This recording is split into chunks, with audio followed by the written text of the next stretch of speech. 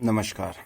सहज और सरल जीवन की श्रेणी में हम देखते हैं कि यदि आपके मन में ईर्ष्या होगी या दूसरों के प्रति द्वेष होगा या सामान्य रूप से दूसरों की उन्नति से जलने की भावना होगी या दूसरों की उन्नति ना देखने की स्थिति होगी या आप चाहते हैं कि आपके साथ नहीं हुआ और दूसरों के साथ हो रहा है, तो इस भावना को हम ईर्ष्या का नाम दे सकते हैं। ठीक। अब इससे हमें नुकसान क्या होता है?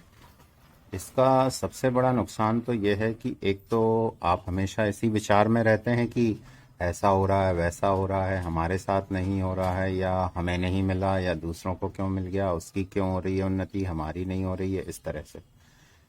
तो ये विचार आपको अंदर ही अंदर खाते रहते हैं, परेशान करते रहते हैं। अब बात आती है कि इससे निपटा कैसे जाए या इससे बचा कैसे जाए। तो देखिए, एक भावना होती है प्रतियोगिता की, कि अगर सामने वाले के पास कम है तो उसे चाहिए कि जिसके पास ज़्यादा है वह उससे प्रतियोगिता करे और आगे निकल जाए।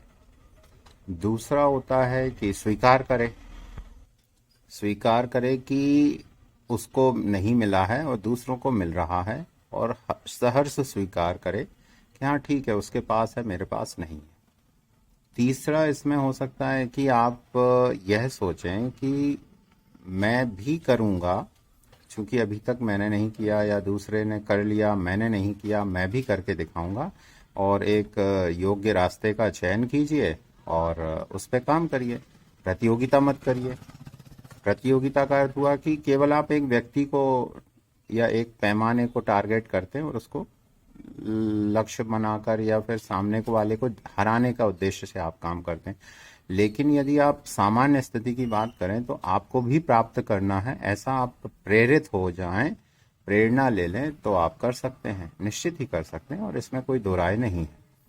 तो ईर्ष्या जो है एक ऐसा भाव है जो आपको अंदर ही अंदर गलाता रहता है, जलाता रहता है, परेशान करता रहता है। इसके कारण आप कुंद होते चले जाते हैं, छोटे विचार आपके अंदर घर करते चले जाते हैं, और उन छोटे विचारों के कारण से, या यूं कह लीजिए कि विचार विस्तृत नहीं हो पाते हैं, और उनके कारण से आपकी मानसिकता जो है बेकार होती चली जाती है। इससे आप दूसरों के पसंद वाली लिस्ट से हट जाते हैं और फिर आप सोचते हैं कि लो, हमें कोई पसंद नहीं करता है, हमें कोई प्यार नहीं करता है। जब ये भावना आने लगती है तब समझ लीजिए कि आप गलत रास्ते पर हैं, क्योंकि यह सब हमारे द्वारा ही तय होता है कि हम दूसरों के प्रति कैसा विचार करें।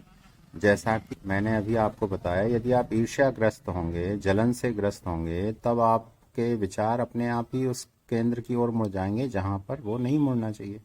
अब बात आती है कि यदि ऐसे विचार होंगे तो आप सामने वाले को प्रेम नहीं कर पाएंगे, या किसी को भी प्रेम नहीं कर पाएंगे, या उस पर्टिकुलर को तो बिल्कुल नहीं कर पाएंगे जिसके प्रति आपके ऐसे विचार हैं। तो यही प्रयास कीजिए कि घर में, परिवार में, समाज में किसी के प्रति ईर्ष्या, द्वेष ना रखा जाए, और सहज जीवन जिएं, आनंद पूर्वक जिएं। संतुष्टि के भाव को जब तक नहीं लाएंगे, देखिए मैंने फिर से कह रहा हूँ, प्रतियोगिता करिए, अच्छी वाली प्रतियोगिता करिए, या फिर प्रेरित होइए, तो आप आगे बढ़ेंगे, कोई दिक्कत नहीं है। लेकिन यदि आप नहीं कर रहे हैं तो संतुष्ट हो जाइए, और अगर आप संतुष्ट नहीं हो पा रहे हैं तो स्वीकार कर लीजिए, और स्वीकार ही आपका समाधान है।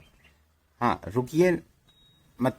अगर रुकना, आप बोलना है कि नहीं, रुकना नहीं चाहिए, तो मत रुकिए, आगे बढ़िए और लड़िए, करिए, सीखिए। सबसे बड़ी बात है सीखिए, है ना। और उससे भी एक जो सरल सहज सॉल्यूशन दे सकते हैं हम इस विषय में, तो वो यही होगा कि आप जो है घुल मिलकर रहिए सबके साथ में, और नए नए विचारों का स्वागत कीजिए, और सभी के साथ में आनंद पूर्वक जीवन बिताने की कोशिश कीजिए। जितना आप अकेले रहेंगे ईर्ष्या उतना ही। सौहार्द पूर्वक रहिए, आनंद पूर्वक रहिए, घुल मिल कर रहिए, जिससे आपको कभी ऐसे छोटे विचार आ ही ना पाए। नए नए विचारों का स्वागत कीजिए जिससे आप जीवन में उन्नति कर सकें, और लोगों से पूछिए कि ऐसा कैसे हो रहा है, वैसा कैसे हो रहा है। इस तरह से आप नए विचारों का स्वागत कीजिए, और व्यक्तियों से प्रेम कीजिए, आनंद पूर्वक जीवन जीजिए, और सभी में ईश्वर का वास है ऐसा मानिए, और मानिए क्या, वो तो है ही, तो उसको देखने का प्रयास कीजिए। तो निश्चित ही आप इस भाव से बच सकते हैं, अन्यथा जीवन को व्यर्थ और बर्बाद या भारी होने से रोकना मुश्किल है। तो सहज और सरल जीवन जीने में ये सबसे बड़ा बाधक तत्व है, इसलिए इससे बचने का प्रयास सदा करते रहिए। धन्यवाद।